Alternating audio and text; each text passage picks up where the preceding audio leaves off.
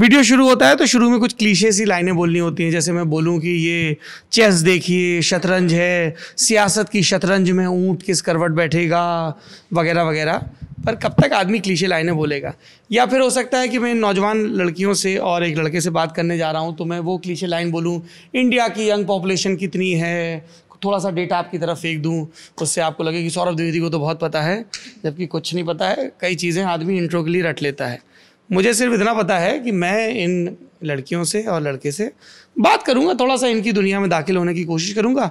आप में से कई लोगों ने कहा, और ठीक कहा, कि भाई लड़कों ही लड़कों से बात कर रहे हो।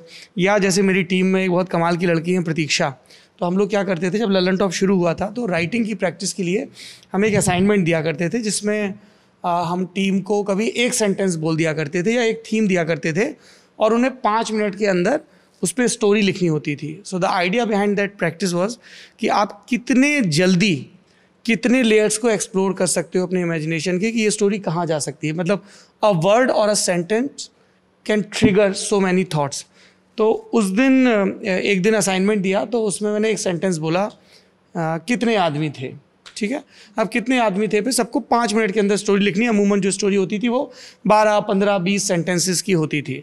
फिर डिस्कस करते थे, अच्छा इसमें ये इशू है, ये इशू, इसकी ये हेडिंग हो सकती है। प्रतीक्षा जो मेरी टीममेट हैं, उन्होंने जब ये लाइन सुनी तो उन्होंने एक लाइन की स्टोरी लिखी। वो स्टोरी थी, आदमी ही आदमी थे, औरतें कहाँ थी। That's it. तो मुझे लगा कि वो बड़ा किलर लाइन है टू लुक एट थिंग्स जो बहुत नॉर्मल हो जाती हैं।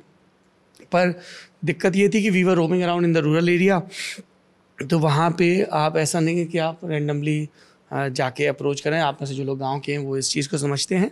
फिर हमारे साथ कमाल हुआ, वो लिखते हैं ना, अरे बड़े फंडू से अल्केमिस्ट वाले जो भाई साहब हैं, पाउलो कोएल्हो हैं, कि जिसको फिर शाहरुख खान ने सस्ते ढंग से बताया था ओम शांति होम में, कि सच्चे दिल से ख्वाहिश करो तो पूरी कायनात आपकी होती है, एक्सेट्रा एक्सेट्रा।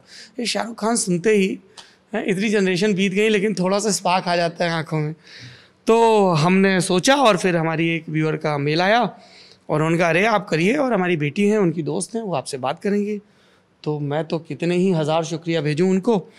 निधि जी हैं हमारी व्यूअर, तो मैं यहाँ पे आ गया। ठीक है, तो अब सारी क्लीशे लाइन और सारा लॉन्ग फॉर्म इंट्रो कंप्लीट हो गया है। अब ज़रा समझते हैं इन लोगों से। भाई साहब अब ये चेस भी हटा सकते हैं, आयुष जी अब आप इस चेस को उठा सकते हैं। तो मैं थोड़ा मेज़ पे बैठ जाऊँगा, कैमरा और माइक फटाफट पहुँच जाएगा। ये आयुष जी हैं, और आयुष जी साइंस की एडिटरी के अलावा ये चेस बोर्ड उठाने का काम भी कर लेते हैं। कुछ लेंगे हाँ, कुछ लेंगे आप? जी, मेरे को एक वजीर और 2 घोड़े निकाल दो। Thank you. तो मैं इधर आ जाता हूँ। हाँ जी, क्या नाम है आपका? Vara. You have to speak louder kid. Vara. Vara, what does it mean? वरा का मतलब क्या होता है? It means goddess Durga. Goddess Durga का नाम है वरा।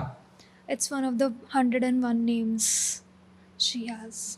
आई एम श्योर ये सवाल आपसे बहुत पूछा जाता होगा। वरा यूनिक नेम है इसलिए। Unique name. हाँ जी। और वरा कौन सा यूनिक काम करने का इरादा रखती हैं जिंदगी में? Are you comfortable in Hindi और should I speak in English? दोनों चलेगा। दोनों चलेगा, पर आपको थोड़ा सा यंग लेडी तेज बोलना पड़ेगा, है ना? I mean this mic is good. I have social anxiety. I can't. You have social anxiety. Okay, so I'll try कि in the course of next 30-40 minutes मैं ये एज अ कम्युनिकेटर मेरे लिए challenge है कि मैं कुछ ऐसी बात कर सकूं so that you feel like expressing yourself. All right. So वरा, आप मुझे बताएंगी कि अभी आप क्या पढ़ाई कर रही हैं? मैं नीट के लिए प्रिपेयर कर रही हूँ। नीट के लिए। हाँ जी। Can you explain it to my viewers कि उसमें से हो सकता है कि लोगों को ना पता हो कि नीट क्या है? वो MBBS के लिए एडमिशन के लिए एग्ज़ाम होती है, all India NEET exam. And that again cliche question after the denial of cliche intro कि why doctor? मतलब कई लोगों को peer pressure होता है, कई लोगों को genuine होती है, कई लोगों को लगता है नहीं सेफ करियर है। मतलब मेरे बहुत सारे डॉक्टर दोस्त हैं, फिर भी I'm asking this. My parents wanted me to be a doctor. Your parents wanted you, your parents wanted that you appear for the. हाँ जी। Yes. हाँ जी। वरा का क्या मान है? अब यही है, अब तो क्योंकि यही करते हैं ना। मैं आपको एक फॉर्मूला देता हूँ, है ना, उससे दोनों काम हो जाएंगे। पेरेंट्स की भी बात हो जाएगी और तुम्हारा भी। तुम पेरेंट्स के कहने पे MBBS कर लो, ठीक है, अगर वो इतना चाह रहे हैं और तुम तैयारी कर भी रही हो। लेकिन तुम MBBS करते करते ना, हालांकि टाइम बहुत कम मिलता है, पर थोड़ा सा लाइफ को एक्सप्लोर करना शुरू करना, खूब इधर उधर की चीज़ें पढ़ना, खूब घूमना, गेम्स खेलना। और MBBS करने के बाद तो फिर you are on your own, फिर तो तुम कुछ भी कर सकती हो, ठीक है। I will come back to you. आपका क्या नाम है? आई एम दीक्षिता सैमवाल। दीक्षिता क्या करती हैं आप? बीकॉम। बीकॉम कर रही हैं, अच्छा। और आपका क्या नाम है? I am Divya Semwal. दिव्या, आप लोग बहन हो क्या? ओहो, वेरी गुड। दिव्या आप क्या कर रही हैं? Sir BA third year. BA। तो दिव्या आप क्या करने का इरादा रखती हैं ज़िंदगी में? सर आर्मी ज्वाइन करना चाहती हूँ। शाबाश, ये तो बहुत सही है। सर अभी प्रिपरेशन स्टार्ट करूँगी। अभी NCC का लास्ट ईयर मतलब कंप्लीट हो गया, C सर्टिफिकेट, और अभी CDS का मैंने अभी फॉर्म भरा है, तो अभी फर्स्ट प्रिपेयर करूँगी मैं। पर जहाँ तक मेरी जानकारी है, आप ऐसे जिन व्यूअर्स को ना पता हो मैं बता दूँ, NCC नेशनल कैडेट कोर, उसमें 3 सर्टिफिकेट होते हैं, A, B और C। C सबसे ऊपर का सर्टिफिकेट होता है, जिसके लिए कैंप करना कंपलसरी होता है ना, और उसके बाद आपका एग्ज़ाम भी होता है ना। तो C में आपका कौन सा वो ग्रेड आया? Sir A। मतलब सबसे अच्छा ग्रेड आया। तो फिर तो एक आर्मी में एंट्री स्कीम होती है ना, जो NCC के C सर्टिफिकेट के लिए होती है, जिनका A ग्रेड हो। A और B दोनों के लिए होती है डायरेक्ट एंट्री NCC की। तो आपने ट्राई किया वो? सर अभी फर्स्ट टाइम, अभी सर्टिफिकेट हाथ में आया है, अब करेंगे सर ट्राई। बहुत बधाई आपको। देखिए ये कितना बढ़िया काम है, ये फौज में जाएगी। तो अगली दफ़ा जब मैं किसी आर्मी वाले असाइनमेंट पे आऊँगा, तब तक आई एम होपिंग कि आपकी ट्रेनिंग पूरी हो जाएगी। आपका क्या करने का इरादा है? बीकॉम कर रही हैं आप? Yes sir, B.Ed in future अब वो करना है, B.Ed करना है, फिर टीचिंग लाइन में B.Ed से। Bye teaching line? इंटरेस्ट है। अच्छा, किस तरह का इंटरेस्ट? देखिए मैं, होता क्या है कि मैं बहुत सारी लड़कियों से बात करता हूँ, तो उनको बोला जाता है कि यार टीचर बन जाओ, एकदम लाइफ थोड़ी ठीक होती है। फिर वो ज्ञान दिया जाता है कि बच्चों की केयर भी कर सकते हो और कहीं भी जॉब मिल जाती है। वैसा कोई फंडा तो नहीं है ना तुम्हारा? वो मेरा अपना इंटरेस्ट है, तो मतलब स्टार्टिंग से वही था। तभी मैं ट्यूशन्स भी पढ़ाती हूँ, तो अभी मुझे 3 साल हो गए हैं ट्यूशन्स पढ़ाते हुए। बच्चों को 9th तक के पढ़ाती हूँ मैं। तो फिर ऐसे करके मेरी टीचिंग में इंटरेस्ट बढ़ता गया। अब आगे B.Ed करूँगी, फिर C.TET का पेपर क्लियर करके गवर्नमेंट स्कूल के लिए अप्लाई। एक बात बताओ कि ये जो गवर्नमेंट टीचर्स हैं, हम लोग जब when we roam around for our election assignment या किसी दूसरी चीज़ के लिए, तो जब हम रूरल एरिया में जाते हैं ना, तो लोग बहुत शिकायत करते हैं, बोलते हैं कि गांव में जो टीचर्स हैं, स्कूल हैं, वहाँ पे पढ़ाई नहीं होती। जब हम टीचर्स से बात करते हैं तो वो बहुत सारी चीज़ें बताते हैं कि ऐसा नहीं हुआ, वैसा नहीं हुआ। आपको क्या लगता है कि if you have to fix that puzzle, मुझे पता है अभी आप बहुत यंग हैं, आपको एक्सपीरियंस करना है, पर अगर आप अपने एक्सपीरियंस के बेस पे बताना चाहें कि गड़बड़ कहाँ पे हो रही है? एक्चुअली गवर्नमेंट उसमें क्या होता है कि जो फीस हो, मतलब वो जो सैलरी उनको मिलती है वो फिक्स रहती है, चाहे वो कितने भी वो हॉलीडेज़ ले लें। बट प्राइवेट में ऐसा होता है कि जितनी वो छुट्टी लेंगे उतनी उनकी सैलरी में से कट होगा।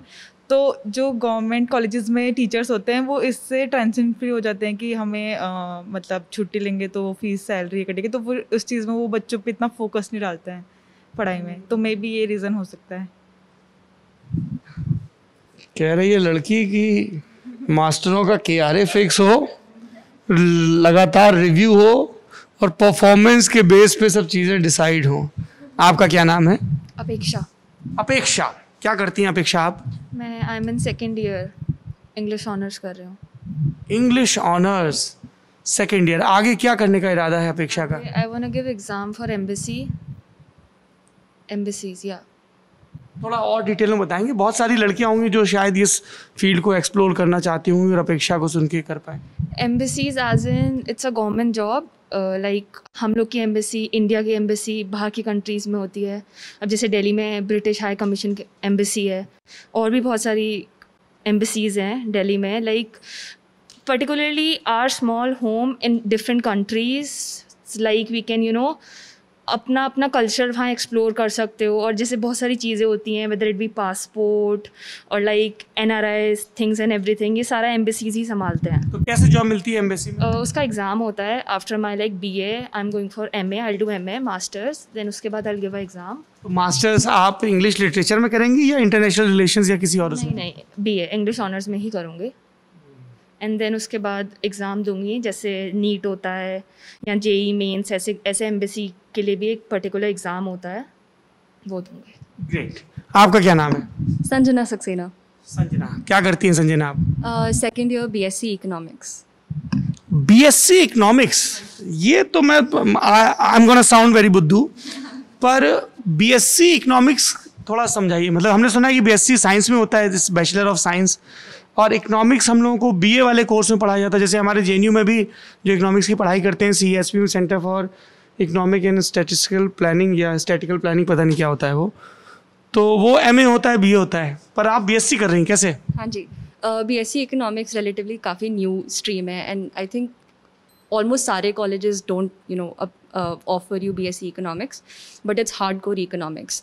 तो अगर आप BSc इकोनॉमिक्स कर रहे हो तो they will teach you proper economic theory, obviously money, banking, finance, हमारे फाइनेंशियल सिस्टम्स कैसे काम करते हैं, everything you need to know about economics. So if you want to get into finance या फिर इकोनॉमिक्स, एंड मतलब obviously you can, economics is a social science more than मतलब just your science. तो अगर आप इकोनॉमिक्स पढ़ रहे हो तो फिर आपको उसमें ऑब्वियसली कंट्री में क्या चल रहा है, be it political scenario, economic से influences on your political scenario, तो वो कैसे काम करता है। तो it's not just about economics, it's not just money, it's about society, how it works, because obviously demand मतलब फंक्शन करती है कि हम क्या कर रहे हैं, right. So we have to study a lot of obviously psychology, politics comes into it. We study a lot about just, you know, how everything is working. So I think it's a very like cool subject. I agree with you. ये बताइए संजना जी कि school subject को पढ़ के आगे किस तरह का करियर बनता है? School subjects as in? You said ना it's a very cool subject. So I said कि I agree with your observation. I am asking कि इसके बाद किस तरह का career? Once you are done with your grad, what's your plan? I want to get into finance. I want to become an investment banker. तो economics के बाद मतलब obviously finance का base तो बन गया है, तो I can go for an MA in finance. I can do an MBA in finance. I can do a lot of things मतलब, but I want to get into finance. CAT cat माने बिल्ली है, हाँ, ये management करेंगी। हाँ जी भाई साहब, क्या नाम है आपका? मेरा नाम शरद है। शरद? हाँ। शरद, क्या करते हैं आप? मैं अभी सेकेंड ईयर सिविल इंजीनियरिंग कर रहा हूँ। मकान जो बनते हैं वो वाली सिविल इंजीनियरिंग, मकान, बांध? हाँ, जितने भी आपके स्ट्रक्चर्स हैं, बिल्डिंग्स हैं, जितने भी आपने इंफ्रास्ट्रक्चर देखा है, जो फिजिकल इंफ्रास्ट्रक्चर है, वो सारा सिविल के अंडर ही आता है। शरद बाबू, जब हम स्कूल की पढ़ाई करते थे, जितनी भी करते थे, तब सिविल को कूल ब्रांच नहीं माना जाता था। वो CS का ज़माना था, CS के बाद ही फिर इलेक्ट्रॉनिक्स और ये सब चीज़ें। लेकिन फिर ये जो रियल एस्टेट का बूम आया, एकदम से इतने एक्सप्रेसवे वगैरह बनने लगे, तो लोगों ने कहा कि नहीं साहब, सिविल फिर से पीक पे आ गई। ये सही बात है या एजम्पशन है, मैंने गलत सुन लिया? आप ये देखिए, अगर आप कहीं भी डेवलपमेंट करना चाहते हैं तो उसके लिए हमको इंफ्रास्ट्रक्चर चाहिए, चाहे वो फिजिकल हो या फिर एडमिनिस्ट्रेटिव हो। तो अगर आप कोई भी डेवलपिंग कंट्री में जाएँ तो वहाँ पे तो डेवलपमेंट होगी, सबसे पहले इंफ्रास्ट्रक्चर ही आएगा। अगर मैं भी कुछ दिनों पहले पढ़ा था कि चाइना में they are about 500 kilometres made in a day of roadways इतनी चलती है। 500 किलोमीटर्स इन अ डे। आप देख लो, अगर कोई जो भी डेवलपिंग कंट्री है उसका इंफ्रास्ट्रक्चर इतना तेज़ बढ़ेगा ही बढ़ेगा, तो हो सकता है कि वापस टॉप पे आ जाए। तो अभी जेरी जी, मुझे लगता है कि आपके कैमरे के मार्फत जो मेरे व्यूअर्स हैं वो वाकिफ़ हो गए हैं। शरद हैं, संजना है, अपेक्षा है, वरा है, दिव्या, दीक्षिता, और आप दिव्या हैं। अच्छा, छोटी बहन, आप छोटी हैं, बड़ी हैं? सब गड़बड़ कर रहा हूँ मैं। दिव्या बड़ी हैं, दिव्या फौज में जाएंगी, दीक्षिता छोटी हैं, दीक्षिता पढ़ाई करेंगी, वरा नीट की प्रिपरेशन कर रही हैं, अपेक्षा अभी पढ़ाई कर रही हैं, BCom कर रही हैं, BA इंग्लिश ऑनर्स कर रही हैं, एम्बेसी में जाएंगी। आप BSc इकोनॉमिक्स कर रही हैं, संजना और शरद BTech की पढ़ाई कर रहे हैं सिविल से। अच्छा जी, अब थोड़ा सा इंट्रो हो गया, अब सब फैमिलियर हो गए हैं आप लोगों से। अब मैं ज़रा 4-6 चीज़ों पे जानना चाहता हूँ, एंड आई रियली रिक्वेस्ट, मैं आप लोगों से गुजारिश करूँगा कि जो भी आपके मन में आता हो, ऐसे वो लोड नहीं लेना है कि अच्छा क्या जज करेंगे। लोग फ्री होते हैं, उनका काम ही जज करना है, पर वो फिर जज करते ही रह जाते हैं, है ना। तो अपन को एक्ट करना है, लेट देम रिएक्ट, ठीक है।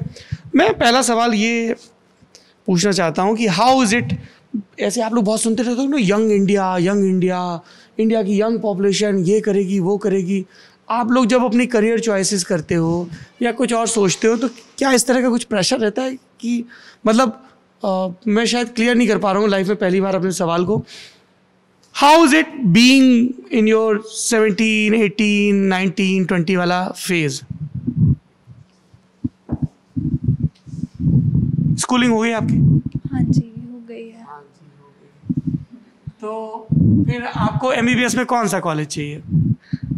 Government of course. गवर्नमेंट होना चाहिए. So I will start with this. Why do people prefer government college for their professional degree, be it BTech, be it MBBS, जबकि स्कूलिंग के level पे they drift towards private? क्यों, आपको ऐसा क्यों होता है? Actually the first thing is fees. Government colleges में फ़ीस बहुत कम होता है और ऑफ कोर्स ज़्यादा मान्यता भी उनकी होती है. और स्पेशली MBBS में, प्राइवेट कॉलेजेस में तो 1 करोड़ डोनेशन ऐसे देना पड़ता है just to do MBBS for like 5 years.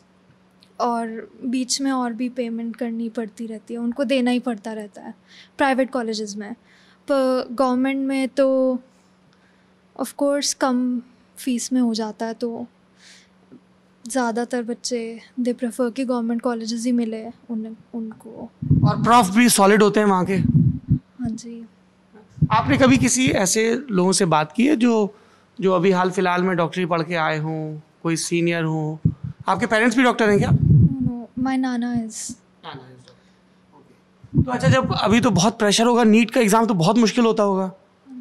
हाँ जी बहुत मुश्किल होता है. बहुत ज़्यादा कंपटीशन है. इंडिया की पॉपुलेशन की वजह से बहुत सारे बच्चे देते हैं नीट का एग्ज़ाम और फिर बहुत कम सीट्स होती हैं गवर्नमेंट कॉलेजेस के लिए. बहुत पढ़ना पड़ता है. कोई बात नहीं, it's okay, it's okay, it's totally normal कि फ़ोन रिंग कर जाए. हैं, you were so, it's okay, it's okay. अच्छा, बहुत पढ़ना पड़ता है. कोचिंग भी करनी पड़ती है? हाँ मोस्टली बच्चे कोचिंग ही करते हैं. अच्छा, आपने कोचिंग की है? हाँ जी मैंने भी की है. हाँ जी, फिर बताइए कहाँ से की है? आकाश इंस्टीट्यूट. ओह, ये तो आकाश का प्रचार हो गया. आकाश कैन सेंड देयर पे चेक, है ना, जिसको हम लोग बोलते हैं ना कि इतने नेचुरली ऐड को कंटेंट के अंदर फिट इन करो कि पता ही नहीं चले कि ऐड हो गया. मैं सिर्फ ये जानना चाह रहा था, सॉरी, कि कहाँ से की, मतलब दिल्ली से की है या हरिद्वार. हरिद्वार से की है.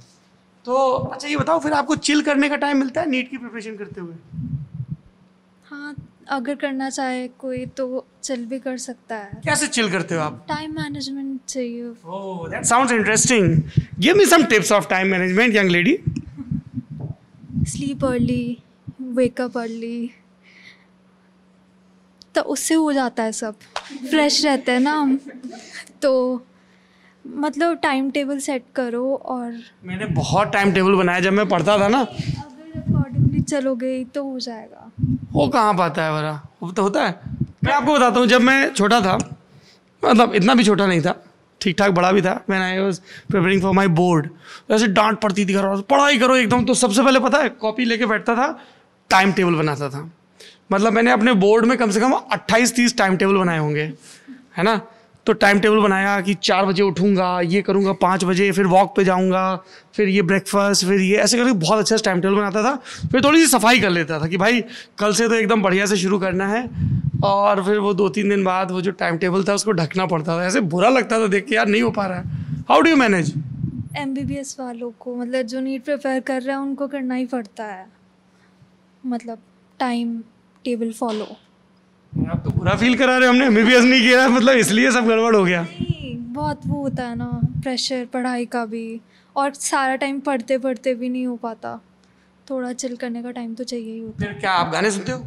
हाँ गाने सुनती हूँ. बताओ जरा 2-3 लोग. हम लोग ना अभी, हम लोग we are in our late 30s, तो हमारे गाने अभी भी वहीं पुराने अटके हुए हैं. तुम लोग शायद जुबिन नौटियाल, प्रतीक कुहाड़ और आगे कहीं जा चुके हो, या हिंदी गाने सुनते ही नहीं हो? सुनते हो? सुन लेती हूँ हिंदी भी. नहीं अच्छा जरा कुछ 2-3 फंडू से मुझे सिंगर बताओ जिनको मैं एक्सप्लोर करूँ इस रिकॉर्डिंग के बाद. Any language will do. There are too many. Please suggest few. अभी लूप पे आप कौन सा गाना सुन रहे हो? लेटली आपने अपनी प्लेलिस्ट में क्या ऐड किया है? I heard this song Heat Waves okay. By Glass Animals. It's a nice band, अच्छा है. मैंने और भी गाने सुने. तो बैंड का नाम क्या है? Glass Animals. Glass Animals. ये कहाँ का बैंड है?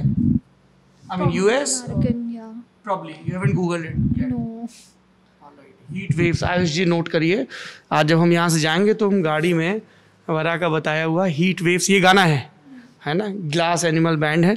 हमारी जो पत्नी है वो इस तरह की दुनिया में बहुत विचरती हैं, पर मेरे ख्याल से अभी भी उन्होंने ये, अच्छा तो चिल हो गया, पढ़ाई हो गई। पर ये बताओ कि इतना प्रेशर क्यों लेना है, मतलब नौजवानों के ऊपर, यंग जनरेशन के ऊपर इतना प्रेशर क्यों है करियर का? कंपटीशन बहुत ज़्यादा है, तो आगे के लिए ऑब्वियसली सिक्योर करने के लिए फ्यूचर अपना प्रेशर लेना ही पड़ता है अभी, स्पेशली एशियन कंट्रीज़ में, जैसे इंडिया, यहाँ पे तो होता ही है ज़्यादा। Any change you want to do in this? If ऐसे तुमको सुपर पावर से मिल जाए कि यार इसमें से एक चीज़ चेंज कर सकती हो तुम, what will you change? इस प्रेशर को कैसे हटा सकते हैं हम लोग? More colleges, more interactive study. What's your suggestion? मैं एक ऐसा एग्ज़ाम अगर डिराइव करूं, एक ऐसा एग्ज़ाम डिज़ाइन करूं MBBS का, जिसमें मगिंग करने वालों के लिए ज़्यादा स्कोप ना हो, उसके बजाय क्रिटिकल थिंकिंग को आपकी चेक किया जाए there and there, you think कि उससे प्रेशर कुछ घटेगा? या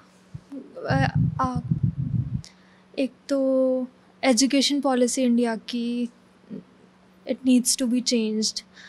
11th-12th में भी हम या तो साइंस ऑप्ट कर सकते हैं, PCB, PCM, या फिर हमारे पास कॉमर्स है और ह्यूमैनिटीज़। और जैसे स्मॉल टाउन्स है रुड़की वगैरह, यहाँ पे तो लोग ह्यूमैनिटीज़ को मतलब वो ही नहीं करते। हमारे स्कूल में भी ऐसे बोलते थे कि हमारे स्कूल में है ही नहीं ह्यूमैनिटीज़, तो वो बोलते हैं कि मतलब वो कॉमर्स वालों को भी ऐसे छोटा समझते हैं, मतलब जो मैथ्स कर रहा है वो सबसे ज़्यादा होशियार Yeah. और जो आर्ट्स कर रहा है वो गधा है, ऐसा परसेप्शन needs to है। be changed, yeah. और जैसे बाहर के सिस्टम, मतलब बाहर तो ऐसा नहीं है ना, you can take subjects which you want. मतलब ऐसे नहीं है कि अगर तुमने बायो लिया है तो फिज़िक्स और केमिस्ट्री भी लेना ही पड़ेगा, तो ये पड़ जाता है, बहुत प्रेशर पड़ जाता है। एजुकेशन में एक तो आपने ये बोला कि ये जो हमने सो कॉल्ड कैटेगराइजेशन कर रखा है कि फंडू हो तो साइंस पढ़ोगे, नॉट सो फंडू आर्ट्स, तो इसको चेंज होना चाहिए। टाउन्स में तो बहुत ज़्यादा है ये यहाँ पे। I remember when I declared कि मैं हिंदी में मास्टर्स करूँगा, तो एवरीबडी वाज लाइक कि मतलब लड़का होके और साइंस में ग्रेजुएशन करके तुम हिंदी में मास्टर्स करने जा रहे हो, मतलब अब तो तुम्हारा कुछ नहीं हो सकता, उस तरह ऐसा हो गया था। और यहाँ पे पेरेंट्स भी यही सोचता है, इवन स्टूडेंट्स वो भी यही समझते हैं कि साइंस ही अच्छा होता है, कॉमर्स नहीं होता या ह्यूमैनिटीज़ नहीं होता। अच्छा, हमारा इस तरह का कुछ लोड रहता है कि मेरे क्लासमेट तो ये कर रहे हैं, उसने ये वाला एंट्रेंस भर दिया, पर वो ये कर रहा है, तो मुझे that we call that peer pressure, वैसा भी कुछ रहता है while selecting the career? A little bit curious तो होते ही हैं। और ऑलराइट, सो अपेक्षा, आप एम्बेसी में जाके पढ़ाई करेंगी। इन्होंने एजुकेशन सिस्टम पे कमेंट किया और कहा कि वरान है कि जो ह्यूमैनिटीज़ के सब्जेक्ट हैं लोगों को लगता है कि वो उनमें करियर उतना अच्छा नहीं है। आपको इसका क्या रीज़न लगता है? एक्चुअली स्टार्टिंग से ना, like we see our parents and everybody, like पहले का जो जनरेशन है, they are like somebody is a doctor और इंजीनियर, तो ना एक वो माइंडसेट बना देती है, मतलब पहले से इफ़ यू सी ना माइंडसेट बन जाता है कि डॉक्टर बनोगे तभी तुम्हारा सिक्योर और एवरीथिंग। द अदर डे मैं इसके नाना के घर गई थी, he is doctor only, we both went there, तो ही वाज लाइक कि डॉक्टरी नहीं करोगे तो उसके अलावा क्या ही कर पाओगे, तो वो माइंडसेट होता है एक बड़े लोगों का, सबका ही होता है ऐसे एक माइंडसेट होता है कि जस्ट उस फील्ड में जाओ तो इट्स फाइन। तो अब ह्यूमैनिटीज़, अब रुड़की में भी फुल सी, मेरे खुद के स्कूल में there was no humanities, I had to go बाहर जाके अगर मेरे को करना है। And even if I am in commerce, आसपास के लाइक अगर आप बच्चों को भी देखो ना, देख अच्छा तूने कॉमर्स करी है, मैं साइंस की हूँ, मैं मैथ्स की हूँ, तो वो प्रिविलेज माना जाता है। If you are doing sense of supremacy आ जाता है। या वो प्रिविलेज माना जाता है। PCM किया है, PCB करा है, oh you are from commerce, okay, you getting it, so that's right. या तो वो होता है, दैट्स द थिंग, एक माइंडसेट होता है सबका, नॉट दैट वो गलत कैसे है। चेंज हो सकता है अपेक्षा? जनरेशन गैप होता है ना, I am not saying they are wrong, but उनके टाइम पे that was the right thing to do, they think कि हमारे टाइम पे भी it's the right thing to do. But maybe it's not for us, you know, mindset और generation gap difference हो जाता है. अब हमारे जनरेशन को और चीज़ें करना, एक्सप्लोर करना पसंद है. लाइक अपेक्षा क्या एक्सप्लोर कर रही हैं apart from studies? Me English honours is not really common. अब मैं किसी अपने रिलेटिव्स को भी बताती हूँ I am doing English honours, ये क्या है, क्या कर रहे हो, इसमें आगे जाके क्या करोगे. My family is really supportive in everything, but you know और रिलेटिव्स होते हैं. अब आई टेल अपने ग्रैंड पेरेंट्स को बताऊँगी, दिल बी लाइक कि इंग्लिश ऑनर्स करो, अच्छा मुझे तो लगा इंजीनियरिंग करेगी या डॉक्टर बनेगी, ऐसे यू गेटिंग इट. वही होता है, वो माइंडसेट की बात होती है. I can so relate with this because my best buddy, she wanted to do English honors because she was into reading and all, but parents and relative and they were like कि MBBS तो करो, MBBS नहीं करो तो कम से कम life science या environmental science इन सब की पढ़ाई कर लो. है क्या होता है वो बायो केमिस्ट्री और इन सब की हो तो फिर भी ठीक है. सो दे वर लाइक कि इंग्लिश ऑनर्स में क्या होगा, and I assure you she is doing pretty good, है ना. हाँ, ग्रेट. सो आप इकोनॉमिक्स की पढ़ाई करें तो आपसे मैं थोड़ा सा हार्डकोर सवाल पूछूंगा, ठीक है? I am sure you will deal with it. Yes, तो इंडिया की इकोनॉमिक्स को लेके मेरे 2 सवाल हैं आपसे, है ना. आई वॉन्ट यू, और आप इस जवाब को अपने असाइनमेंट के तौर पे भी सबमिट कर सकती हैं. I am sure this is what your prof want out of you कि आप क्रिटिकल थिंकिंग करो. मेरा पहला सवाल ये है कि what do you think of India's current economic situation, और दूसरा सवाल मेरा ये है कि इंडिया की जो इकोनॉमिक सिचुएशन है, ये जो फाइनेंशियल मैटर हैं, वो कभी भी इलेक्टोरल इशू क्यों नहीं बन पाते हैं. मैं अभी संजना इस पूरे यूपी की ट्रिप पे निकला हूँ, so I am planning to cover all the 75 districts. मैं लोगों से बात कर रहा हूँ तो अच्छा महंगाई है, अच्छा है, बुरा है, पर जब वो वोटिंग प्रेफरेंस की बात होती है तो वो कुछ और ही इश्यूज होते हैं. So these are 2 questions. Right. So I'm just going to divide this into 2 because you said economic situation India की. I think one word answer would be complicated क्योंकि India's economic situation is very diverse क्योंकि एक area में there's just agriculture, पूरा rural है. In fact, majority of India's economy is rural. And then you have really, really good big firms, right? मतलब जो properly आपके finance के अंदर हैं, they're established, they're earning well. 2 तरह की extremes हैं. How do you work with these 2 extremes? And मतलब कैसे काम करो कि दोनों की growth हो रही है, right? क्योंकि if you see GDP is the only concept that people understand कि हाँ ठीक है GDP बढ़ रही है, और कोई भी आप economic factors के बारे में बात करो कि human index क्या है, या फिर let's say banks कैसा कर रहे हैं, या फिर loans, insurance कैसा है, वो सब. जब हम इन सब के बारे में बात करना शुरू करते हैं तो कॉनिटेशन अटैच्ड होता है ना कि बहुत कॉम्प्लिकेटेड चीज़ें हैं, नहीं इसमें बहुत ज़्यादा है, इसमें मतलब टर्म्स बहुत डिफ़िकल्ट हैं, ये नहीं होगा. तो that is I they can't become a topic of मतलब रेगुलर कॉन्वर्सेशन ऑब्वियसली. लेकिन उसके अलावा जैसे मैंने बोला एक्सट्रीम्स पे हैं. आप 2 चीज़ों से डील कर रहे हो, आपको इंश्योर करना है कि वो किसी तरह एक लेवल पे आ जाए ताकि सब कुछ एक साथ चले, right. So once we talk about India, I think India is incomparable to any other country. मतलब क्योंकि इंडिया का scenario is just completely divided. तो जब हम सॉर्ट ऑफ इंडिया की इकोनॉमिक कंडीशन के बारे में बात करते हैं, obviously difficult to deal with. दूसरी बात difficult to talk about.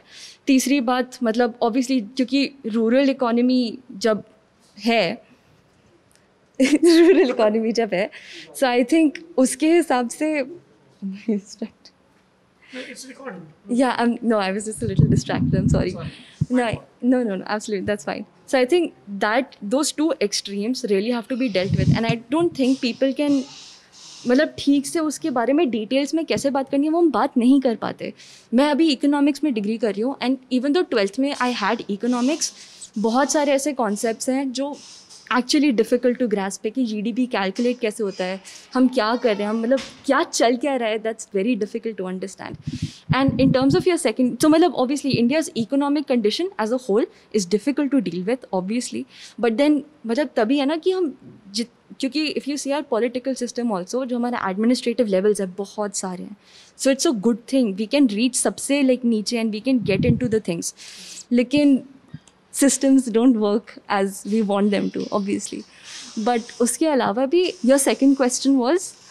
My first question was about the economic condition जो इंडिया की है वो कैसी है, और दूसरी चीज़ ये थी कि लोगों के लिए वो मुद्दा क्यों नहीं बन पाता. उसके लिए भी आई थिंक 2 चीज़ें. पहली बात मैंने आपको बताया कॉम्प्लिकेटेड बहुत लगता है अच्छा ओके इकोनॉमिक्स बैंकर्स का है मतलब व्हाटएवर. दूसरी चीज़ आई थिंक प्रायोरिटी कभी होती नहीं है, क्योंकि आई डोंट थिंक हम लोग देखते हैं कि इकोनॉमिक्स की इंपॉर्टेंस क्या है, राइट. अगर हम लोग से कंपनीज़ के बारे में भी बात करें, फिर हम रूरल इकोनॉमी के अंदर सोशल इश्यूज़ क्या है, and I don't want to मतलब बी एक्सप्लिसिट और नेम थिंग्स, लेकिन वो थोड़े इश्यूज़ रहते हैं जो प्रायोरिटी में रहते हैं कि अगर ये होगा तो चीज़ें अच्छी होंगी या फिर ये होगा तो चीज़ें अच्छी होंगी.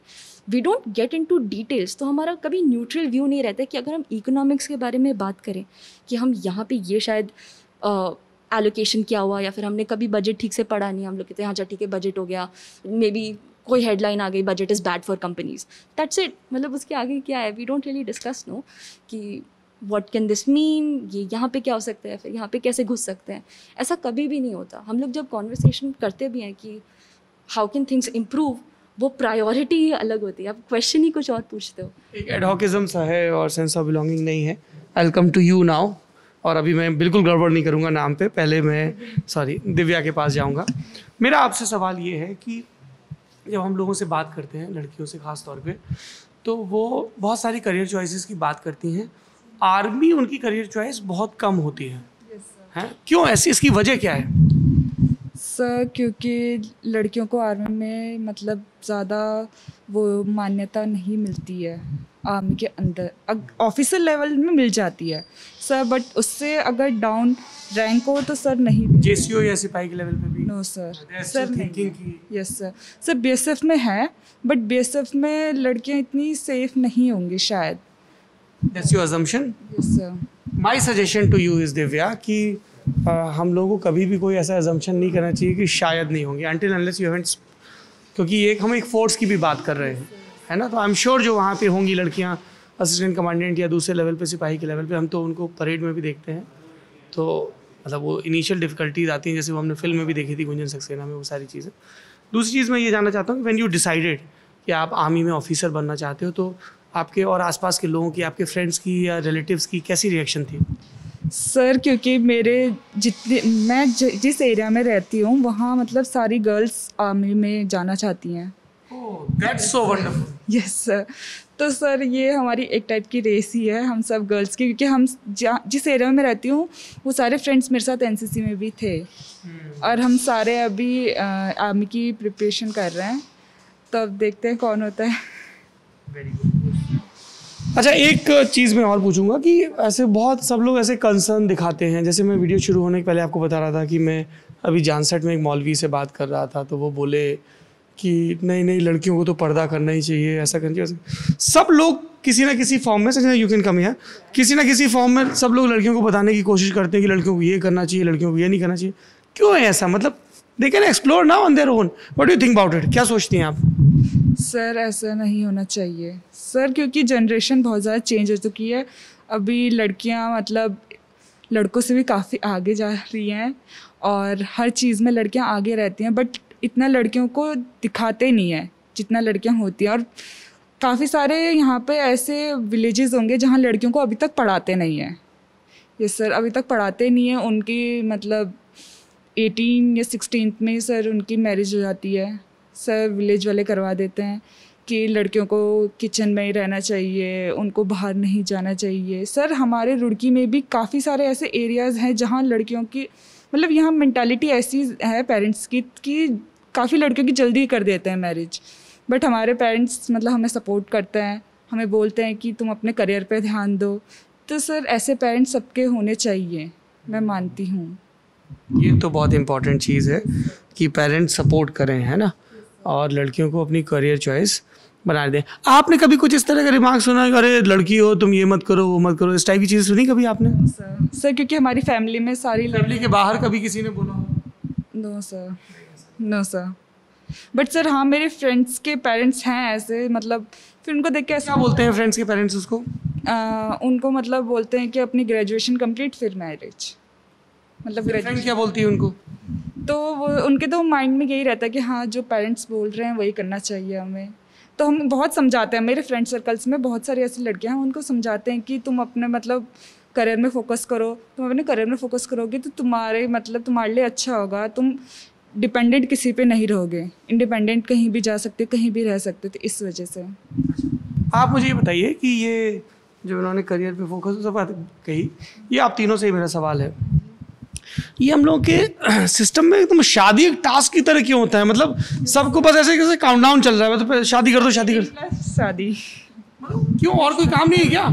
वो जो थिंकिंग है ना पुरानी जनरेशन की, वो वही माइंडसेट है सबका। क्योंकि अभी जैसे हमारे ग्रैंड पेरेंट्स वगैरह होते हैं, वो सबका माइंडसेट यही रहता है और वो पेरेंट्स के दिमाग में वही सब चीज़ें डालते रहते हैं, तो वही है, जनरेशन का गैप आ जाता है, उससे इफेक्ट पड़ता है बस।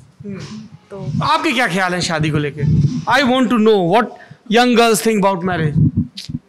मैरिज तो दूर दूर तक नहीं, करनी नहीं है, मतलब 30 तक तो बिल्कुल नहीं। 30 तक करियर बनाना है, फिर शादी करनी है। हाँ, फिर सोचेंगे, अभी तो बिल्कुल भी नहीं। And you? यस सर, पहले करियर उसके बाद मैरिज। अच्छा, मैं इसलिए पूछ रहा हूँ ये, I will come to you Sanjana, कि ऐसे हम लोग न्यूज़पेपर खोलते हैं तो देखते हैं क्लासीफाइड ऐड, तो उसमें सब लोग अपनी कास्ट लिखते हैं और फिर वो कुछ चीज़ें तो मैंडेटरी होती हैं कि लड़की गोरी सुंदर, ऐसे लिखा होता है ना, ये भी लिखा होता है कॉन्वेंट एजुकेटेड, गोरी सुंदर कॉन्वेंट एजुकेटेड। ये मतलब कैसे? आई थिंक थोड़े रोल्स असाइंड है ना सोसाइटी में कि अगर आप ये हो तो आप ये करोगे, आप ये हो तो आप ये करोगे, तो वो डिवीजन है। And I think I agree, मतलब वो जेनरेशनल गैप के साथ थोड़ा जा रहा है। जैसे हम लोग आपने अभी अभी देखा कि हम लोग ने बहुत सारी चीज़ें नहीं सुनी है जो ज़्यादातर लोग सुनते हैं। मैंने खुद नहीं, जैसे अभी शी सेड कि मतलब 30 के पहले नो मैरिज, आई एग्री 30 के पहले कुछ भी नहीं। सो इस टाइप की चीज़ें हम लोग सोचते हैं, लेकिन हमारी प्रीवियस जनरेशन से ऐसा नहीं होता है कुछ भी। तो लड़कियाँ how do you deal with that pressure? I want to know. Deal with pressure of marriage? हाँ, मतलब जिसने बताया ना अभी दिव्या ने कि मेरी बहुत सारी फ्रेंड्स हैं 18+ तो लगते शादी करते। मेरे पास खुद, मैं आपको बताऊं, though I am not a counsellor, बहुत सारे लोग मेल करते हैं बॉयज़ एंड गर्ल्स की, कुछ ऐसे मेल आते हैं, सर मैं इस लड़की से या मैं इस लड़के से बहुत प्यार करती हूँ लेकिन मेरे घर वाले नहीं मान रहे हैं, मैं क्या करूँ, प्लीज़ मेरी हेल्प करो। फिर दूसरे होते हैं वो इस तरह के होते हैं, जैसे I know a girl, she watches Lalan top, बहुत प्रॉमिसिंग थी, एनसीसी और ये मतलब इस तरह की चीज़ें करती थी, ताइक्वांडो और इस तरह की चीज़ें, पर फिर घर वालों ने शादी कर दी। तो घर वालों का तो सिंगल टास्क है कि शादी कर दो। तो उसको डील कैसे करें? कुछ आप लोग टिप्स दो जरा। हाँ, फाइट कर। नहीं बिल्कुल सही बोल रही है, बेखौफ बोलो। सब फाइट करके करेंगे, मतलब जब तक हम अपने अंदर ही जितने प्रेशर रखेंगे तो उतना हमारे लिए वो नुकसान होगा। तो इससे बढ़िया तो सीधा बोलो, जिस चीज़ के लिए हमें गुस्सा आ रहा है उस चीज़ पे फाइट सीधा बोलो, नहीं हमें नहीं करना है। ये बड़ा इंपॉर्टेंट है, अंदर से कन्विक्शन। हाँ, I think have a plan, क्योंकि हम लोग जिस तरह की फैमिलीज़ में रहते हैं, फिर जैसी फैमिलीज़ होती हैं, कभी कभार होता है कि अगर आप फाइट भी कर लो तो आप नहीं निकल सकते, you have nowhere to go, right? तो आई थिंक सबसे पहली बात, if you want to get out, have a good plan, have everything clear. आपको पता होना चाहिए आपको कहाँ जाना है, कैसे जाना है, and then as she said just rebel, I don't want to buy, that's it. पर ये बहुत इंपॉर्टेंट सलाह है कि have a plan. When you are saying कि I don't want to get married, then have a plan कि मुझे शादी नहीं करनी है, मुझे ये पढ़ाई करनी है, ये एग्ज़ाम क्लियर करना है, यहाँ जाना है। आप ऐसे नहीं भाग सकते, आप कैसे करोगे? कुछ भी नहीं होगा। अपेक्षा, हम लोग ये बात कर रहे थे वैल्यू वर आउट कि किस तरह के प्रेशर होते हैं लड़कियों के ऊपर करियर चॉइसेस को लेके, जैसे she wants to go in army, she wants to join army, या फिर मैरिज वगैरह को लेके। आपको कभी लगता है कि गर्ल्स के ऊपर कोई एडेड प्रेशर होते हैं? ऑब्वियसली होते हैं, but I can't really relate to it. I don't think any one of us can, because हम लोग का families, it's like my father, one day my mom and dad were talking and my mom were like कि 27-20, my father were like 30 से पहले ये शादी नहीं करेगी, उसको अपना करियर बनाने दो, let her live her life, then whatever she wants she'll do it, you know. And I think everybody can agree to it. तो हम लोगों ने पर्सनली एक्सपीरियंस नहीं करा है, बट देखे हैं ऐसी चीज़ें कि किस तरह की चीज़ें? लाइक आफ्टर 23-24 अब तो शादी की एज हो गई है लड़की की, नाउ लाइक ठीक है शादी के बाद जॉब कर सकती है, नहीं कर सकती, और लाइक घर के काम आने चाहिए, रोटी गोल क्यों नहीं मिल रही है, what ever it is, like you know their life में बहुत चीज़ें हैं रोटी गोल बेलने के लिए। लड़के से नहीं पूछते उसको खाना बनाना आता है या नहीं, you know, gender equality. And I am not ऐसे नहीं बोलूँगी आई एम अ फेमिनिस्ट, और feminism means equality, not that कि वुमेन को प्रिविलेज मिलना चाहिए और मेन को प्रिविलेज मिलना चाहिए। तो it's not that, it's just that कि अगर आप जो क्वेश्चंस मुझसे पूछ रहे हो ना वाइल शादी के लिए, तो वो लड़के से भी पूछो, और जो लड़के से पूछ रहे हो वो मुझसे भी पूछो। That's it. I'm gonna take care of this. I'm gonna ask Sharad कि what's his plan for marriage. I was not saying it. I was just normal चीजें होता है. You weren't talking Yeah. about me, but in general. And I don't think so. हमारा generation it's still developing. तो हमारे generation में हम लोग को बहुत कम ये चीज़ एक्सपीरियंस करने को मिलती है. हम लोग का family is very supportive and everything. तो it's a privilege for us. But बहुत सारी अभी भी ऐसी वुमेन और लाइक लड़कियां हैं उन लोग को like they have to fight for their rights, normal rights जो उनको मिलने चाहिए. They have Like? For it. Like what do I like marriage. लड़का कैन मैरिज अप टू 30. लड़की 25 से बड़ी नहीं होनी चाहिए. ज़्यादा बड़ी हो गई, बुढ़ी हो गई, एंड लाइक वो. और ये जो एस्थेटिक्स वाले प्रेशर रहते हैं वो कि आपको एक सर्टेन ढंग से दिखना है, बहुत ही. या एग्जैक्टली. लड़का कैसा भी हो, I am not not saying कि I am not body shaming और एनीथिंग, बट वो मोटा हो काला हो डजेंट मैटर. लड़की पतली होनी चाहिए, फिगर अच्छी होनी चाहिए. बट दोनों भी मैटर करना चाहिए. अपेयरेंस पहली बात. ओके, अपेयरेंस मैटर करती है. आई वोंट से कि अपेयरेंस मैटर नहीं करती है. For me personally appearance matter करती है. But then it's not like कि इफ आई एम 1 तो आई वॉन्ट अ गाय 10. अपना वो होना अपनी रेंज में खेलो. या एग्जैक्टली. तो वो that applies to the guy also and to the family also, everything. What about dowry? Have you heard of this, Vara? Yes, I am. कैसे दूर होगा? मतलब बहुत सारी फैमिलीज में हम देखते हैं कि साहब इतना दहेज देना पड़ेगा. क्यों देना पड़ेगा? What do you think about it? ये सब रूडिमेंट्री चीज़ें हैं. विलेज एरिया में होती है अब तो ज़्यादा. नहीं, अर्बन में भी होती है. I disagree here. यहाँ भी होती होंगी, मैंने नहीं देखा. मतलब आप तो डाउरी और नहीं दोगे? ना. बिल्कुल नहीं. पक्का? नो. अभी आप ऑन कैमरा प्रॉमिस कर रहे हो? On camera. मैं तो अगर फिर भी वो लड़के वाले मांगेंगे तो कैसे डील करोगे आप? I am the present. मैं डाउरी नहीं दूंगी. नो. हाँ भाई बताओ, ये इतना बिल फट रहा है लड़कों के नाम पे, क्यों तुम लोग इतनी सब गड़बड़ करते हो? अब अकेला फंस गया बेचारा सबकी तरफ से. हाँ? अच्छा, ये क्यों इतने मिसकंसेप्शंस हैं और शादी को लेके कि साहब डाउरी लड़की वाले थे, क्यों? मतलब what do you think about it? अगर मुझे सही में पूछा जाए तो मुझे लगता है ये काफ़ी कुछ ब्रिटिश इंकलकेटेड कल्चर है ये. ब्रिटिश? हाँ. आप ये देखिए कि अगर हम लोग रामायण पढ़ते हैं या महाभारत पढ़ते हैं तो उसमें अगर आप देखिए महाभारत में तो उनकी एक की 5 पति थे rather than 5 पत्नियों के. रामायण में भी यही था कि उन्होंने ये बोला था कि मेरी एक पत्नी है तो मेरी एक ही पत्नी रहेगी. रामायण पूरा बेस ही उसके ऊपर है. एंड देन आफ्टर दैट अगर आप देखें तो अगर आप जितना भी ब्रिटिश कल्चर देखते हैं वहीं पे था कि a women should dress a certain way. जैसे उनका बोलने का तरीका होना चाहिए. There are certain etiquettes that a women should follow. मेरे हिसाब से वो इंडिया में जो हमारा हिंदुइज्म एक आइडियोलॉजी टाइप का था या फिर जो मतलब हमारी कल्चर था उसमें ऐसा इंकलकेटेड नहीं था. इट केम वो एम्बेड जो होता है या फिर जो वो हमारी एक सोच में आ गया है. वो ये हो सकता है कि जो हम लोगों ने जिनको ऊपर देखा हमसे जो ब्रिटिशर्स थे, we looked up to them to a certain level obviously. तो अगर वो लोग ऐसा फॉलो करते हैं तो हम लोगों को भी ये करना चाहिए. I'll ask just one last question. हाँ, आप सब लोगों का, खासतौर पे आपका तो नीट का प्रिपरेशन चल रहा है ना. I wish you all the best and I am sure मेरे व्यूअर्स भी खूब सारी आपको शुभकामनाएं देंगे, है ना. तो मेरा लास्ट सवाल ये है, और आप जो बोल रहे थे वो बिल्कुल ठीक है. मतलब जब मैं राम जी की तस्वीर देखता हूँ तो बगल में सीता बैठी होती है ना. शिव जी की तस्वीर देखता हूँ तो बगल में पार्वती बैठी होती है. वो ऐसा नहीं कि नहीं जी वो तो वो ड्राइंग रूम में नहीं आती टाइप का कल्चर. मेरा लास्ट क्वेश्चन है कि एज ए यंग इंडिविजुअल आपको क्या लगता है कि इस समय ह्यूमन रेस का या एज एन इंडियन आपको सबसे बड़ा प्रॉब्लम क्या लगता है कि ये एक सॉल्व हो जाए तो चीज़ें बेटर होंगी? ग्रीड कहूँगा मैं, और क्या है. हर किसी को होता है कि आपको, मेरे हिसाब से ये ब्रॉट अप दैट पे कि आपको पावर गेम होता ही होता है. आप जैसे ग्रुप में होंगे you need to be a leader और a follower.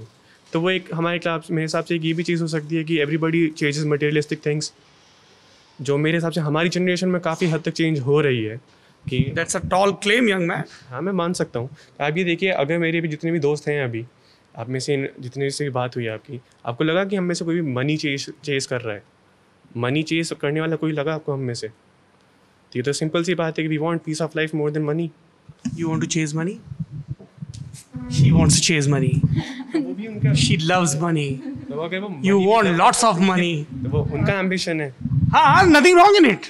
Vara, you want to chase money? People say money can't buy happiness. Actually, it can. Yeah, money can buy. Very interesting theory. Money can buy happiness. Will you care to explain how? If you have money, you have like luxury. मतलब luxury भी नहीं, थोड़ा तो privileged हो ही जाते हो तुम money के साथ. And you can have whatever you want. Obviously हमें ट्रैवल भी करना होगा, उसके लिए भी मनी चाहिए। अच्छा घर में भी रहना होगा, उसके लिए भी मनी चाहिए। पर ऐसा नहीं है कि खाली मनी ही होता है सब कुछ। ऑब्वियसली अब इतना पढ़ रहे हैं MBBS के लिए भी, तो ये भी लगता है ना पेरेंट्स को कि हाँ डॉक्टर बन गए हैं तो मतलब फ्यूचर सेट है, पैसा ही मिलेगा। ऐसा नहीं है कि you will have to look for it anywhere else. Okay, so my question was, जो मैंने शरद से पूछा, सबसे बड़ा प्रॉब्लम क्या लगता है आपको कि यार ये एक चीज़ फिक्स हो जाए? एक तो आपने बताया एजुकेशन का प्रेशर, और सोशली कुछ भी आपको लगता हो ये एक चीज़ हो जाए, कुछ भी हो सकता है, it can be anything, India world cup जीत जाए, हैं तुम्हारी प्रियंका चोपड़ा से दोस्ती हो जाए या करीना से, आई डोंट नो, मतलब जो भी आप लोग लाइक करते हो। सुपरफिशियल चीज़ें तो क्या चाहते हो? That one wish. Mindset change हुए लोग। कैसा हो जाए माइंडसेट? थोड़ा और जेंडर के लेवल पे, या हाँ जेंडर के लेवल पे भी बहुत ज़्यादा। एक्चुअली अभी एक लखनऊ गर्ल वाला केस था, सम प्रियादर्शनी, उसकी वजह से फेमिनिज्म पे क्वेश्चन करते हैं सब। एक केस मिल गया उन्हें, पर तो आ गए कि नहीं लड़कियों को सब मिल रहा है, अब वो गलत फ़ायदा उठा रही हैं। पर ऐसा नहीं है, ज़्यादातर अभी भी मतलब देखा जाए तो ऐसा नहीं है कि पैट्रियार्की अभी भी है, उतनी ही ज़्यादा है। तो you can not question one movement पूरे सिर्फ एक केस पे, क्योंकि प्रियदर्शनी हो गया, 2-3 और हो गए, 1000 उससे ज़्यादा और हो। एग्जैक्टली वो ही कर रहे हैं सब। Same question. Yeah, I agree with her, like totally. Mindset is something that needs to be changed for now. Like अब अभी के टाइम पे अब हम लोग का अब whether it be gender equality और like अब gender हम लोग सिर्फ मान्यता ज़्यादा लड़का लड़की को देते हैं. There are more gender than female and male. Yes, very important. You know, that's a thing. उनको भी उतना ही privilege मिलना चाहिए जितना हमें मिलना चाहिए. They are fighting for the basic rights, which they should not. India में LGBTQ को लेके बिल्कुल भी एक्सेप्टेंस नहीं है ना? हो रहा है धीरे धीरे, just cause of the generation. But या if you look 10 years back तो LGBT कोई चीज़ भी थी, सिर्फ लड़का लड़की होता है और क्या कुछ नहीं होता. So that's a thing. Mindset change होना चाहिए. बेसिकली माइंडसेट चेंज होगा तो you know development and everything वो अपने आप ही automatically it will change. That one thing you want to change, कहीं भी कुछ भी. I think I'll agree with them. I mean, mindset is a very good word for You it. have to add something new, Sanjana. If I have to add something new, I'll say religious issues immediately. Because, as I said, priority लोगों की अलग है. हम लोग जो चीज़ों पे बात करते हैं और जो चीज़ें हमें सॉल्व करनी है वो बहुत डिफरेंट है ना. हम लोग For example, let's say क्या सॉल्व करना है आपको जो लगता है अभी सॉल्व नहीं हो रहा है इंडिया में? जैसे मुझे पर्सनली लगता है कि एजुकेशन सिस्टम में बहुत ओवरहॉलिंग होनी है और साइंटिफिक टेम्परामेंट को लेके तो बहुत काम करना है, रात दिन. That's why we have a science editor. Yeah absolutely, I think that's correct. क्योंकि हम लोग जिस बहुत सारे I don't even know how to describe it, जैसे हम चीज़ों को देखते हैं they not as it is, right. जैसे लेट्स से लिटरली हम लोग राशन बांट रहे हैं लोगों को. प्रॉब्लम है ये लोगों के पास खाने के लिए नहीं है. आप अलग ही बात कर रहे हो कि नहीं ये देखो ये नहीं होना चाहिए वो नहीं होना चाहिए. Again I don't want to like name things. Yes, but then we are talking about that there's people who don't have food to eat. And I think क्योंकि ये चीज़ें they're very violent things and violence is something which really needs to be solved. लेकिन वो violence तब तक रहेगा ना जब तक division रहेगा, जब तक party A, party B. And then, you know, they have clashing issues and then it happens. Once the political party, एक बार राजनीतिक दलों को ये पता चल जाएगा कि यार ये रिलीजन के नाम पे वोट मिलता नहीं है, स्कूल ठीक करूँगा, लॉ एंड ऑर्डर ठीक करूँगा या करूँगी, या लोग किसी दिन वो वोट मांगने जाएं और लोग बोलें कि अच्छा वो सब तो ठीक है पर ये बताओ कि आपने साइंस की लैब तो बनवाई नहीं, आपने सॉइल टेस्ट तो करवाया ही नहीं, है ना, आपने तो ये स्कॉलरशिप दी ही नहीं हमारी लड़कियों को कि वो इन्वायरमेंटल साइंस की पढ़ाई करें. तो जब ये इश्यूज पूछने लगेंगे तो उनकी प्रायोरिटी बदल जाएगी. But it's a 2-way process कि ये बदले, इसके लिए सोसाइटी को भी फाइट मारनी पड़ेगी, खास तौर पे जो प्रिविलेज्ड वन है, जो हमारे आपके जैसे लोग हैं. आपने कहा ना कि हमें ये प्रेशर नहीं झेलना पड़ा, तो हमें वो कॉन्शियसनेस सिर्फ अपने तक सीमित नहीं रखनी होगी, है ना. We have to spread it. ठीक है, एक चीज़ जो आप बदलना चाहती हैं बताइए. लोगों का ओपिनियन ओपिनियन मतलब जैसे लड़का लड़की में बहुत ज़्यादा वो करते हैं, भेदभाव करते हैं। जैसे हम अगर सुबह वॉक पे जा रहे हैं या जिम जा रहे हैं तो लड़के शॉर्ट्स पे निकल जाएंगे, बट लड़कियां अगर शॉर्ट्स पे निकलेंगी तो इधर उधर लोग बहुत वो करते हैं, उनको लगता है जैसे कयामत आ गई। हाँ कयामत आ गई, राइट, कयामत आ गई। मतलब अगर हमारी थिंकिंग सही है, हमारे पेरेंट्स की थिंकिंग सही है, कोई हमें जब कुछ बोल रहा है पेरेंट्स तो फिर बाहर वालों के प्रेशर से फिर बोलते हैं पेरेंट्स, तो वो एक प्रेशर पड़ जाता है कि थिंकिंग चेंज होनी चाहिए, जो लोगों का माइंडसेट है। और दौड़ने में तो आपको शॉर्ट्स ही पहनने प्रेफर करता है, मतलब हम गेम भी खेलते हैं, कंफर्टेबल होता है जिम के लिए भी और जॉगिंग वगैरह सबके लिए, बट वही है लोगों की वजह से, लोगों की थिंकिंग की वजह से हमें अपना पूरा ड्रेसअप चेंज करना पड़ता है, चाहे वो पार्टीज के लिए हो चाहे वो किसी के लिए भी हो। आप क्या बदलना चाहती हैं? एक चीज़ सर जनरल और ST/SC में जो मतलब डिफरेंसेस होते हैं वो, क्योंकि सर जनरल वाले काफ़ी सारे ऐसे मतलब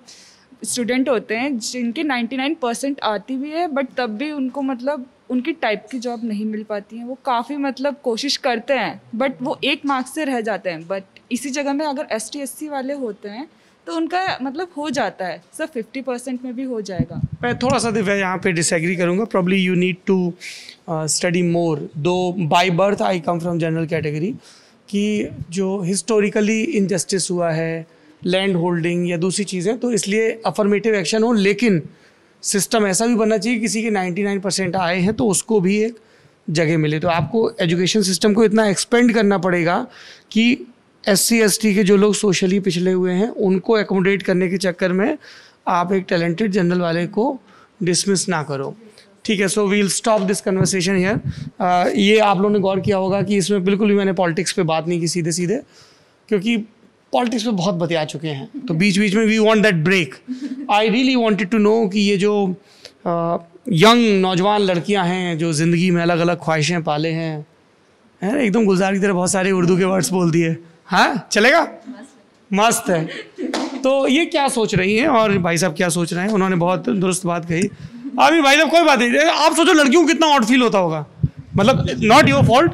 जैसे ऑफिसेज होते हैं, सब जगह होते हैं ना कि बहुत सारे बॉयज़ और एकदम से एक लड़की पहुंच गई। जब आर्मी में पहली बार पहला बैच पहुंचा होगा, तो मुझे लगता है कि कई बार not your fault but to sensitize men about these issues, that what women feel in a compartment, in a club, on a road. कभी कभी हम लोगों को भी, जैसे मैं जब पहली बार एक ऐसे रूम में जिसमें सब लड़कियां थी and I had to talk to them, and so I was like, okay, how I'm gonna do this? So because this help, हमारी शेप में, हमारी लर्निंग में नई चीज़ें होती हैं। थैंक यू सो मच, आप लोगों ने बहुत फैंटास्टिक ढंग से जवाब दिया और हम लोग बातचीत को यहीं रोकेंगे। अगर आप को लगता है कि आप भी इस तरह से कोई बातचीत ऑर्गेनाइज करना चाहते हैं, specially we want to talk to younger generation और लड़कियों से, महिलाओं से, और वो अलग अलग वर्ग की हो सकती हैं, अलग अलग जगहों की हो सकती हैं। अगर आपको लगता है कि आप कोई बहुत अच्छा स्वयं सहायता समूह चला रहे हैं जहाँ पे 20, 30, 50 महिलाएं काम करती हैं, लड़कियाँ काम करती हैं किसी कारखाने में, और आपको लगता है कि हम आके बात कर सकते हैं, प्लीज़ राइट टू अस और सब्जेक्ट में ये चीज़ ज़रूर लिखिएगा। हमारा पता है LT.Chunav That's what I'm saying, LT.Chunav@gmail.com। और अब मैं यहीं पे रुकता हूँ। मतलब यहाँ पे मैं थोड़ी सी ऐसी इंटेलेक्चुअल सी साउंड करने वाली बातें कर सकता हूँ कि अब आपको तय करना है कि जेंडर इक्वलिटी होगी या नहीं, पर मुझे लगता है कि पता हम सबको होता है, बस हम एक्सेप्ट नहीं करते हैं। Thank you so much. कौन से सवाल का जवाब है यूपी? कौन सी देनदारियों का हिसाब है यूपी? बवाल, कमाल या फिर संख्या का भोकाल है यूपी? किसी का हासिल तो किसी का मलाल है यूपी। खुशहाल, बदहाल या बहरहाल है यूपी? बताओ तुम्हारा क्या हाल है यूपी?